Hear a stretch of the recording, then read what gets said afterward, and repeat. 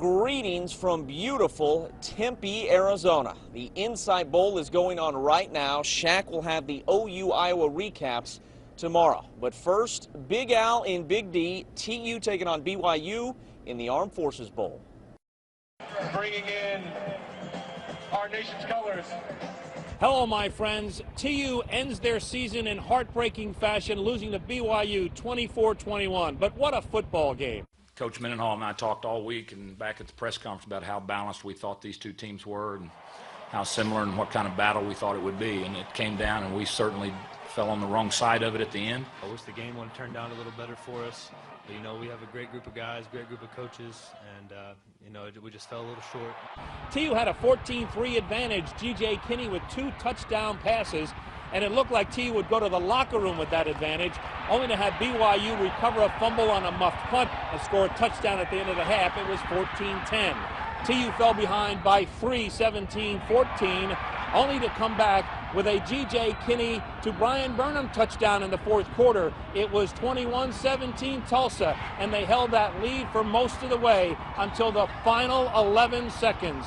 That's when Nelson did the Dan Marino, faked the spike, went for the touchdown instead. Nelson with his 3rd TD catch of the day, and BYU comes away and escapes with a 3-point victory, 24-21. I didn't see anybody like stop and freeze. Was that a major part of that play in your guys' opinion? I mean, yeah, they caught us by surprise. They caught everybody by surprise. So Tulsa finishes their season at 8-5 with this loss to BYU. Now it's ahead to 2012. They never flinched.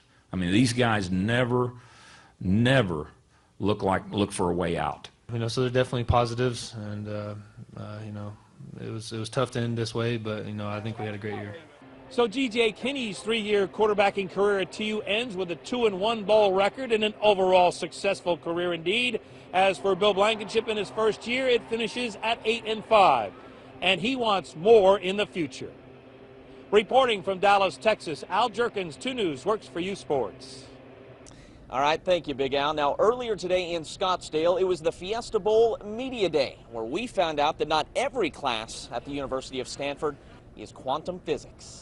I actually took a stand-up comedy class this year. Pretty much we just studied different stand-up comedians, different comedic devices that they use to garner their success. You know, and at the end of the quarter, we had a chance to do an actual stand-up, a 2-3 minute stand-up. So. Oh, you got to give us some of your stand-up. Yeah.